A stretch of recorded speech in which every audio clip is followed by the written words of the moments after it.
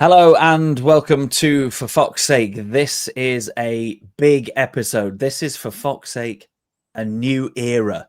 And the people that you can see on the screen or whose voices you're going to hear if you still consume this podcast as a podcast, we are the three founders of the new era of For Fox's Sake.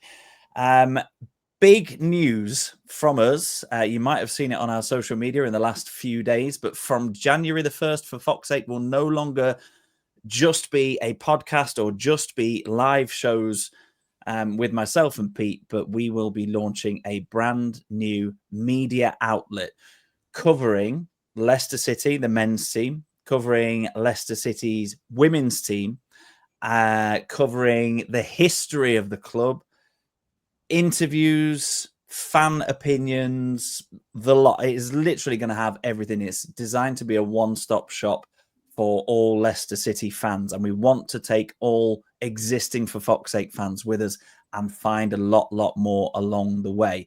So loads of information to kind of put out through our socials, but the main key point at this moment in time on the 14th of December is the fact that if you sign up now, you register your interest, then you will receive a discount for either month by month, if that's the way you'd like to pay, or for an annual subscription when the website goes live on January the 1st. So that is the first order of business. The links will be wherever you need to find them. We will put them right in front of you. The early sign-up page is live. The website will be going live on the 1st of January. Get yourself signed up. Get anybody who you think deserves a Christmas present signed up. That's what we like to do here at For Fox's Sake. We give away a shirt earlier this week as well. You know, we're all about Christmas cheer and stuff. So we will talk a little bit more, I think, as we get to know the three of us, as you get to know the three of us. We know each other in the next few minutes about what it's going to look like. But for those of you who are new to For Fox's Sake, those of you seeing this for the first time, maybe thinking, why do we want another Leicester City fan page? The reason that we are in a position to put this out for you guys is the fact that the three of us here all have a background in broadcasting and in journalism. And we're all three of us are Leicester fans. I mean, that's a prerequisite, obviously. So I'll go first and then we'll introduce everybody else, because I'm conscious of the fact that I've done a Pete Selby here. I've done a 2.5-minute monologue and nobody can stop me. So I'm Rob Hayes. I am the co-founder of the For Fox's Sake podcast alongside Pete. Around 12 years ago. I am a sports journalist and a sports broadcaster, have been for the last 14 years. As a written journalist, I've covered snooker world championships and hundreds of football matches for regional and national newspapers. And as a commentator and a presenter, I've worked on Champions League and Europa League finals, in terms of football, as well as World Athletics Championships for various different broadcasters and outlets, including ITV, Sky, Eurosport, BT Sport. So that's me. That's my background. My fellow co-founder of For Fox's Sake, Pete Selby. Yeah, thank you, Rob. I'm Pete's. 12 years ago, again, me and Rob started this this podcast, which is now developed over 12 years, and now it's developing even further. And it's something that we wanted to do a long time ago, and now we're so happy that it's happening on January the 1st. For foxsake.news, make sure you head there and you'll be able to find out all the information. Sign up right now. I'm a professional sports broadcaster and commentator. I've commentated on Leicester City for 10 years. I've commentated on international football. World Cup final was a highlight, and what a match that was back in Qatar, and also at Olympics, Paralympics, and you name a sport, I've probably covered it in one way, shape or form. You might recognise my voice from the world of horse racing as well, but Leicester is where my heart is. And yes, I'm thoroughly looking forward to what we can provide you with our brand new venture. Especially from a personal point of view. And I know Andy's a big kind of history buff, more than I am, but I'm looking forward to the nostalgic pieces, the interviews with players from yesteryear, some players that I would never even have seen wearing a blue shirt of Leicester, and wanted to know their stories. And then maybe some of the modern players, or maybe some players who only played a few games, and hearing their stories. But apart from that, that's what I can bring to the table, my experience. And now let's introduce Andy Moore. How you doing, guys? Right, I'm the newbie. This venture for me is just something that I think it's a no-brainer for us guys. We're all friends, we're all Leicester City fans, and it's just a great idea that we're giving a one-stop shop, as Rob said, for Leicester City fans to come and experience what we want to do. I'm a bit of a different to the other two guys. I've less experience in the broadcasting area, but a bit more experience in the written area. I've covered national, local, domestic football. I'm a sports media professional in other sports as well. My main area is cricket, unfortunately, for those that don't like the cricket. But yeah, it's something that I'm very keen on doing. It's something I'm very keen to get better at, that I'll be able to join these guys on for Fox's sake. And yeah, it's exciting times. And like Pete and Rob have both said, get yourself signed up. It's going to be great. We've got plenty of work that we're going to be doing, content, great content. Like both Pete and Rob said, the history side is something I'm very keen on. I've got lots of great interviews already lined up, lots of great content, and I've got a bit of a background in women's football as well. So there's certainly more to come with that area. I think Andy's undersold himself there a little bit, because I certainly speak on behalf of myself, and I'm sure on behalf of Pete as well, that we wouldn't be sat here doing this introduction to this podcast without Andy's involvement, because for Fox's sake, as it initially was me and Pete having a chat about the football, and that ran pretty much unchanged for the best part of a decade. Then I went away and did some traveling last year. Pete brought in a few listeners to join in a more sort of a round table discussion. And we're absolutely delighted that those guys are staying on board with us in terms of our audio and video output. And then this summer, again, I'm trying to put as much of the praise on these other guys as I can, because Pete was the mastermind behind a sort of mini rebrand, if you like, of For Fox's Sake, in terms of us doing video content and then us doing live video content. And we were quite happy to be trying to grow the reach of the podcast and the reach of our shows that way. And then Andy got in touch a few months ago. Andy, Pete and I have worked together for many years on different projects, and brought this idea to the table. And Pete and I straight away were just like, yes, please, come on. We are 100% on board with that.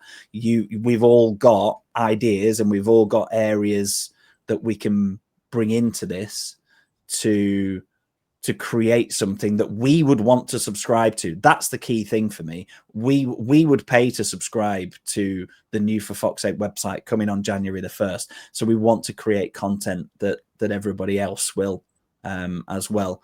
We've got somebody joining us live from Canada, Blue Fox Forever, saying, evening, Pete, Rob and Andy. Great to join you live from Canada.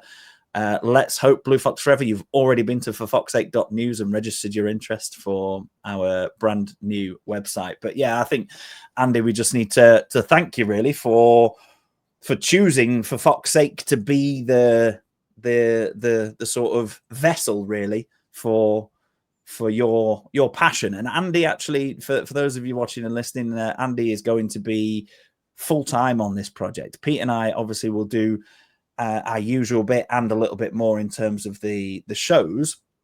I'll be contributing to some of the written areas, because I'm kind of like a hybrid between Pete and Andy. If Andy's the written specialist, Pete's the broadcast specialist, I'll try and sit on kind of both tables, if you like, and do a little bit of both. But yeah, Andy's going to be sort of content manager, and making sure that there's plenty of great stuff for you to read there. Before we are going to talk about the Ipswich game actually in a few minutes time, and this is going to be a bit of an episode of For Fox's Sake, as well as just here's 10 minutes about who we are. But before we do, Pete, I just want to ask you a question that I've not set you up for. I just want to know what you are most excited about when we launch on January the 1st? What are you most excited about our new members seeing or experiencing with us? What I'm most excited about is a line actually that you've already used, and that's, I want For Fox's Sake to be exactly what I would want to join and subscribe to myself. And we are fully aware that out there in the world of podcasts, live now podcasts and live shows, and also written content, there are plenty, and we don't need to go through the names, but there's plenty out there, and we're all friends, okay? And we're going to be working with some of them guys. They might appear on the shows. We've been on there. Andy's been on today already. So there's plenty of content out there for Leicester City fans, okay? But what we want to create is, and you called it, that one-stop shop, that one site that has absolutely everything. It has the podcasts that you can listen to and watch like you're doing right now. And not just one, but 5, covering all sorts, from fantasy football, for a preview for every single Leicester game, to a discussion, Leicester City. So we're talking For Fox's Sake live right now, talking about the Ipswich game. We'll be talking about the season we won the league, the champions, and hopefully been enjoying that as well. And then also the new women's football show as well. What a great first episode that was. So we're trying to do everything. And then when it comes to the written side of things, the nostalgia pieces, I'm really looking forward to that. The interviews that Andy's got lined up with many famous ex-Leicester players. And also the fact that Andy's going to be full-time on this, okay? There's many people out there who put so many hours into content for Leicester fans to enjoy. But this is a one-stop shop, one place where you can subscribe to on a monthly basis for the cost of a pint, essentially. That's all it is.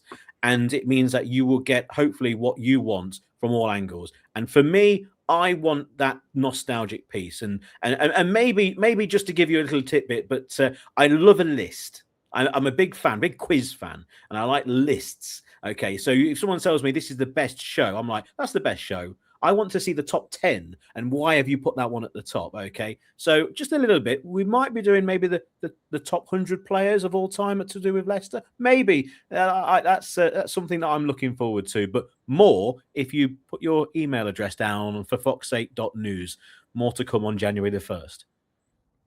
Andy, what in particular? I know you're a big history buff, so that side of things goes without saying. But what are you most excited about in terms of this collaboration between what we had as For Fox's Sake to begin with, what you've brought to For Fox's Sake in terms of sort of blending it all together?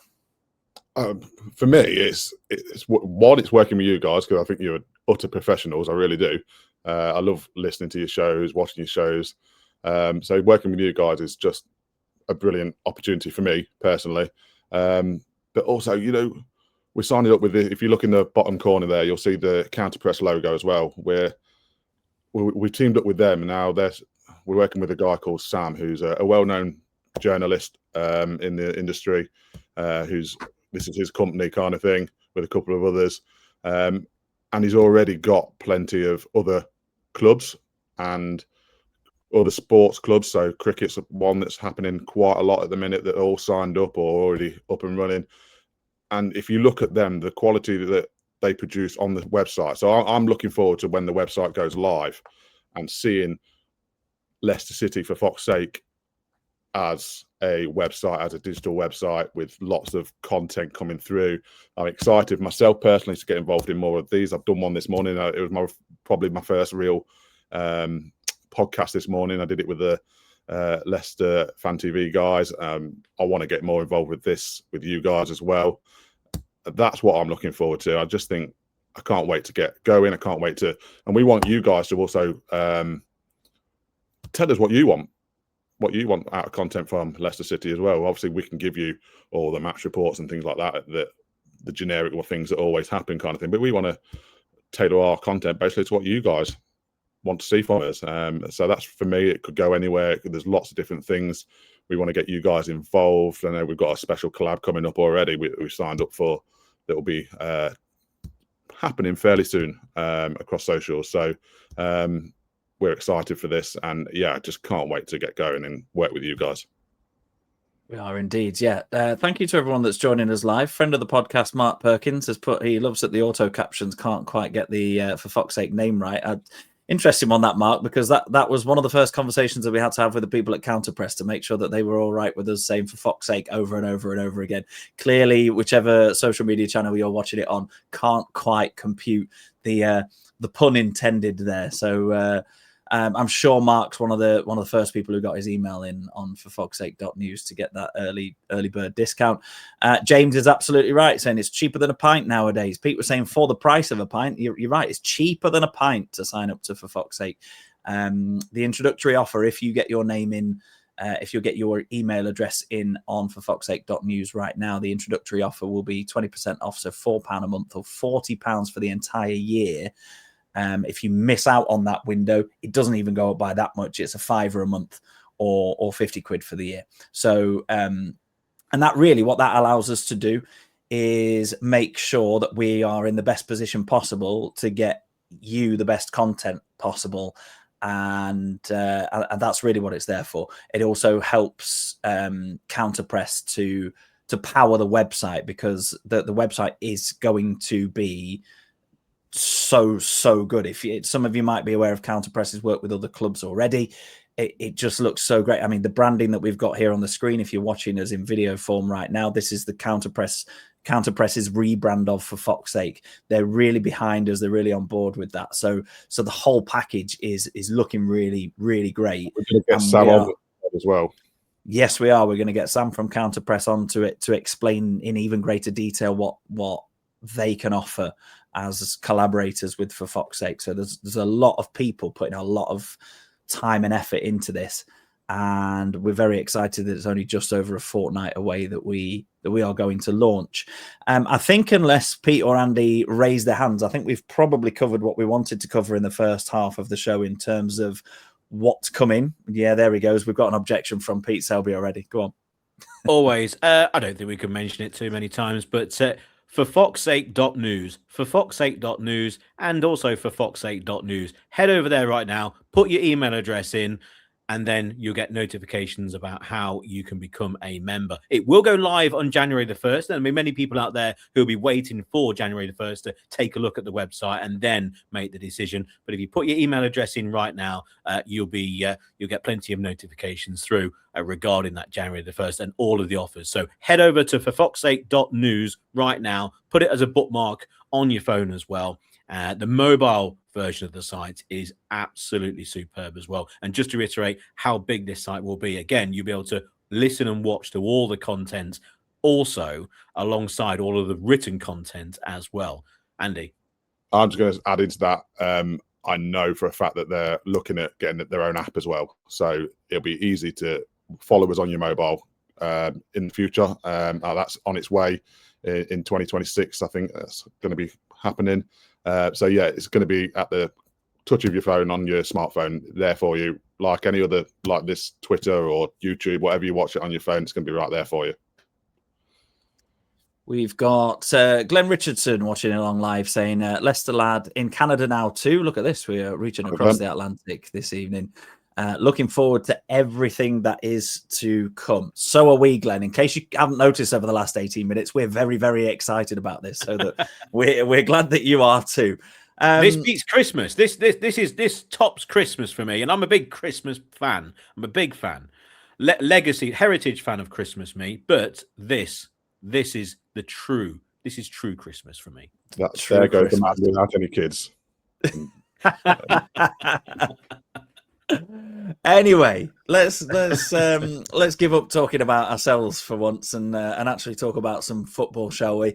Leicester, yeah. Leicester won again, believe it or not. Leicester 3, Ipswich 1 on Saturday at the King Power Stadium. Andy, we'll start with you because you were there. Just give us basically your impressions of the game. As don't talk about it from, you can forget for now you're a journalist, you're on this as a fan now, so just talk as a fan. What was it like, especially with the first half performance and the beginning of the second half? Those two things both happened in the same game. Refreshing, that's what it was for once, because you've gone there this season and you thought to yourself, oh, do I really want to go? Do I want to just like sit on my sofa rather than go down there at times? Because it's been a hard watch at times this season. But you know what? The first 45 minutes, don't get me wrong, Ipswich were poor. They were very poor. I expected a lot more from them, but I felt we were good. I've mentioned, I think I put a report on either yesterday or this morning, I think it was. I said that from the start we were pressing high up and a lot quicker as well. It's something I've noticed. I've not noticed it before, but I felt it was, and it managed to bring the wingers in, and it managed to bring the fullbacks in as well. And we just looked on it, certainly for that first 45 minutes. And obviously the two fantastic. Obviously you got Bobby Decord over Reed's shot. It's hard to say. It just, I think I messaged Pete at the time. It just seemed to be moving all over the place. It just swerved ever. There was a debate this morning when I was on that other podcast that whether it took a deflection. Well, I didn't see a deflection. It was just seemed to be moving in the air. And then obviously Abdul's quite amazing goal, already being talked about as a Pushkas Award goal, I think it was. So that first half was just really, really refreshing to see. And then obviously the first 5 minutes of the second half, we've had trouble coming out the second half. And it was nervy. You could tell there was a nervousness in the crowd. You could see it. You could hear it. And at times there was a lot of intricate one-touch passing that it could go wrong at any point, but it didn't. And then we got that goal, which really, really settled the nerves. So yeah, that first 5-10 minutes of that second half was really, really crucial, where we managed to, because Ipswich came out and gave us a bit of pressure in that first few minutes, but they didn't create anything. They didn't create anything all day, really. But yeah, it was really, really good. Pete, you were nodding along there or shaking your head to the Decordova-Reid deflection or not. What I want to know, because you two were kind of managing the social media output during the game between yourselves, I need to know which one of you was responsible for the Joey Goodjohnson tweet. Oh, that was me, actually. That was me. Enjoyed that. Really enjoyed that. Like that. Now, because obviously our backgrounds and what we do as well, if we're at the game, if we're commentating at the game, or if we're there as a fan, or there as a general exec, we will give our point of view. I think over the years, the listenership, if you're a new listener, or maybe you've been listening for over a decade, and then obviously you're going to be turning into a reader, etc. now, then you want to know, and hopefully you've enjoyed our experiences. Well, I was working on the racing broadcast, on horse racing broadcast, Saturday afternoon. Cheltenham's on, and there's a horse with Harry and Dan Skelton called Nurse Susan, and Nurse Susan was racing at the time of Fataru's goal. So there I am with 75 screens in front of me, the main one with Nurse Susan on. And then I've got Leicester City here away to my right. And Nurse Susan's got a little bit of a special place in my heart because it finished like third or fourth at Cheltenham at a massive price years and years ago. So as Nurse Susan is siding her way through the field, I'm watching through one eye what's going on the race course, whilst watching Fataru nutmeg a player in the midway point of his own half. And all of a sudden, you're meant to build up slowly throughout a horse race. So a race goes over 3 miles. You start off slowly. And then in the second mile, you might get to this. And then in the final mile, you've got a place to go. Well, Nurse Susan, she'd only gone a mile of 3. And all of a sudden, Nurse! Because this shot was going over and over. And then it dipped. And then it went over the keeper. Oh, my God.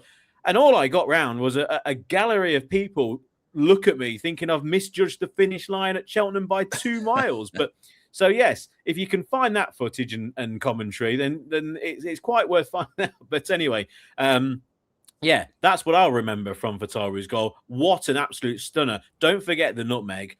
Brilliant nutmeg. We know he tries it in training, but to do that from 70 yards as well, you know, get rid of Joey Goodjohnson, get rid of David Beckham, get rid of goalkeepers kicking out of their hands or from the turf, and it gets caught by a gust of wind. This is the real goal from your own half. The best goal from their own half that I remember seeing in recent times. I always thought that Charlie Adam goal at Stamford Bridge was really, really good because of the location, etc., and where it was, and another player who really tried all the time to score from his own half. Just a super goal. Decordova-Reid was fantastic. Swaz was a word I used. It wasn't my own language. That was given to me by someone, again, in the gallery who described it as that, someone in their youths. Just a great feeling. a great feel-good performance. And I think it's the first result this season overall that everyone's looked at, probably because of the opposition and because of the turnaround in form over the last few games. But it's for the first time, I think this is a side that Leicester fans can really get behind. It's a proper championship side because it's not fully complete. It's got holes in. It's got a lot of players in the side that you could seriously upgrade. But what it has, all of a sudden, it has what all Leicester fans want. And it's the sort of thing that we're looking back on, for fuck's sake, with interviews with players and looking at nostalgia pieces, because it's players who wear their shirt with pride, who fight for the shirt. That's what we want as Leicester fans. That's all we ask for. Try your hardest, okay? We can always replace players with better players, and we've done that with our best players. Remember, Anthony Knockout was our best player. All of a sudden, gets subbed off. Riyad Mahrez comes on for his debut. Oh, well, we've upgraded our best player. Never mind. Players come and go, but what we want them to do is fight. And that's what we've got. Players who actually are playing for Leicester, who want to play for Leicester. You know, I think we should concentrate now on this side and maybe the youngsters coming on. And if players don't want to be there and it's taken Cifuentes a while to maybe work that out, obviously behind the scenes they will know more, then that for me is all that matters. And I think we've got the basis now of a core 15, 16 players that Leicester fans can really get behind. And who knows, it might turn out to be a decent season. I think you're absolutely right. The important thing is there that Cifuentes has got to the point where, after a few months of the season, and the Championship's an unforgiving place, and let's remember he only had half a pre-season because of the dilly-dallying in the summer in terms of getting the new manager in. He has realised who wants to be there, who's not just saying that they want to be there, but actually who is proving with their performances that they want to be there. And like you said, that's all Leicester fans have ever wanted. Now you would say on paper that someone like Harry Winks is probably one of the best midfielders in the Championship, comfortably one of the best midfielders in the Championship. But if he can't be bothered, or he's not willing to go that extra yard to make a difference, then he quite rightly shouldn't be in the team. And there is obviously a problem there. If we know he fell out with Van Nistelrooy, I think that was because Van Nistelrooy wanted him to spend a bit more time staying at Seagrave rather than back up and down to the southeast. But ultimately, if he wants to be in the southeast and he's not fully committed to Leicester City Football Club, then see you later, off you go. And that brings us on to a midfielder who costs an awful lot of money and hasn't really done anything in his Leicester career so far to justify that price tag, but who you, the For Fox's Sake listeners and viewers, voted as your man of the match through our social media channels this weekend. And that's Oliver Skipp. He was Championship Player of the Season when he was out at Norwich a few seasons ago. He has him and James in that central midfield have been integral, and Decordova-Reid in the 10. Those three, that midfield trio is perfect at the moment for how Leicester are trying to play. And Skipp has just got bags and bags of endeavour. He's never going to be the most glamorous footballer, Andy, but as Peter said, and as I've echoed, and as I'm sure you'll echo as well, all you ever want to see from a player in a Leicester shirt is them giving everything, and he clearly does. 100%. And that's, you know what, I said it this morning, and again, I'll say it again, just forget the price tag for him. It's a new start with Oliver Skipp. That game against Sheffield United, that first half was obviously atrocious, and then second half he came on and played at the back. But he was brilliant, as were a couple of the others that came on, and he carried it over into the Derby match, and he carried it over into the Bristol City match, and he carried it over on Saturday against Ipswich. You know what? I just wondered whether he just needed a run of games in the consistency, getting him on the pitch, getting him in the right position. He just works hard. I likened him to a Robbie Savage, a grafter, not the most talented player in the world. I think he got mentioned this morning, but as Neil Lennon, another one who does all the hard work kind of thing. And he's always going to have games where he's not there. I think that's who Oliver Skipp is. So forget the price tag for me, Leicester City fans. Just take him for what he is. Like Rob said, he's a former Championship Player of the Season. I think he's going to be key for us for the rest of the season. He's going to have his off games. Let's try and not get on his back. He's got somebody beside him who is clearly one of the best players in that league, if not the best, in Jordan James. And I think if they can form that partnership and get a good partnership together, a good combination kind of thing, I think we're going to have better results. We're going to be there or thereabouts. And he's going to pop up for a goal every now and again. And he's going to put, I think he did the last-ditch tackle on Saturday in that second half as well. He's everywhere, and that's what he is. And I think somebody mentioned he might be one of the first names on the team sheet going forward. So that's how big a player he could be for us for the rest of the season. Speaking of first names on the team sheet, Jordan James has been that pretty much for most Leicester fans for the last 4 or 5 weeks in terms of everything that he brings. But Pete, I know you're trying to jump in there, but I've got a question for you. How pleasing is it for you to see that actually Jordan James got 0% of the votes on the For Fox's Sake Man of the Match vote this weekend, so he didn't have to drag us through the game because there were other players who have raised their level of performance. I mean, it wasn't James' most outstanding game for Leicester, don't get me wrong, but he's had to have an individual impact in most of the games that Leicester have got anything out of so far this season. All of a sudden, he can actually go, hang on, well, Fatawa's done this, Skip's done that, Deco-Reed's done the other. Nelson and Vestergaard actually look like they can be a centre-back pairing now. So all of a sudden, Jordan James finds himself on, if you were like ranking players, sort of somewhere in mid-table. If he's in mid-table, that means everybody else is pushing on their level further. Well, Andy mentioned it. Skip's going to have bad games. Jordan James is going to have bad games. Everyone's going to have a bad game. But what we need is for the rest of the side to up their game and not cover for them, but you get what I mean. That will smooth over, and overall the side wouldn't be diminished by the fact that one player's having a bit of an off day. The problem that we've had so far this season is that we've had more players having an off day than we've had players playing well, and we've been carried by 1 or 2 or 5 or 6 this season. Moments of magic by Fatawa at the start of the season when he was curling them into the top corner every week. That was covering over an awful lot of cracks, and then James came forward in his best position, which is alongside a more defensive midfielder and now Skip. And again, he's been the one performing, scoring goals as well, and carrying a lot of other players. But all of a sudden, in recent weeks, because again, we've got players who are all wanting to play and are all really, really trying once they're on the field of play. And again, that's a horrible thing to say about a football club and about football players, but we've seen that before. We've seen that at Leicester so far this season when they've downed tools and the side, and I've described the side at 1 or 2 points as they've collapsed as a unit. So I'm really impressed by James in midfield. Just skip for 1 second, because I don't want to skip over the fact that I think a lot of his improvement has come through having a good number 10, having an outlet. Now, the one player who can pass the ball in our side is Winks. We know that. Skip's passing is limited, but it's there. But what he needs is options. And at the moment, you've got 2 wingers who are playing with a lot of confidence. And also you have a regular number 10, and a regular number 10 who puts himself in good positions. And also a player alongside him who, what I've noticed, James, again, given options, given his availability for Skip to make that pass. And Skip comes across, when he's hearing interviews, my dad today described him as quite a nervous fella. He seems quite nervous when he talks. Now, when he plays, we know he can get stuck in and really mix it amongst there. And he's a bit of a battler in midfield. But we need to give him outlets. You know, he's not Wings. He doesn't possess that range of passing. He's not a Danny Drinkwater, for example.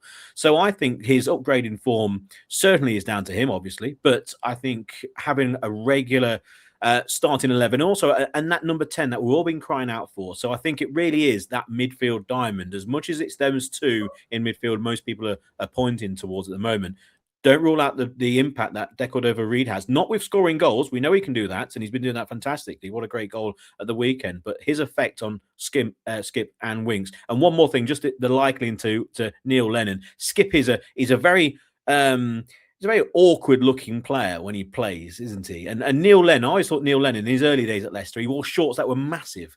And he looked rather ungainly. He looked like he was running through treacle all the time, Neil Lennon. He was running as hard as he can and as fast as he can, and then you'll see someone else walk past him. It was a very strange player, Neil Lennon, but he was very, very effective. And I think Skip's exactly the same as that. He's never going to be the most flashy. He's never going to be. He's never going to do anything extraordinary in terms of passing, etc., or maybe scoring a goal or 2. Neil Lennon scored 1 or 2 crackers in his time.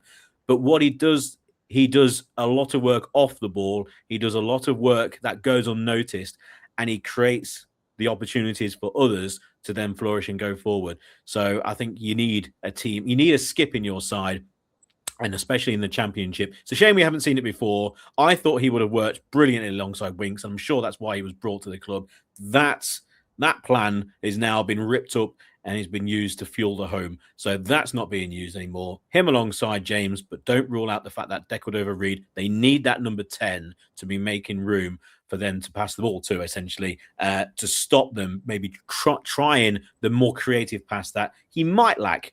But it doesn't matter at the moment because he's doing very well in the last 3 games. He is indeed. The 3-1 win against Ipswich, then lifting Leicester to 8th in the table, 31 points, just 3 points outside the playoffs. Level on points with QPR, who are Leicester's next opponents and away fixture next Saturday. So a chance for me to plug my regular show on For Fox's Sake. That's the preview. That'll be coming to you on Thursday evening at some point. I don't think there's any more order of business for us, really, other than to remind you that forfoxsake.news is the website to go to enter your email address to register your interest in our brand new media outlet, encompassing every piece of written video and audio, fan reaction and journalism that you could possibly want about Leicester City. Thank you very much to everybody that's watched along live and commented and joined us this evening. And thank you to you as well if you're listening back or watching back at a later date. Andy, Pete, it's very, very exciting times for Fox's Sake. So everybody watch this space. And one more time, because Pete will tell me off if I don't, forfoxsake.news is the place to go to register your interest. Preview coming on Thursday evening for the QPR game. Thank you very much for watching, guys. We'll see you soon. Thank you. See you later, guys.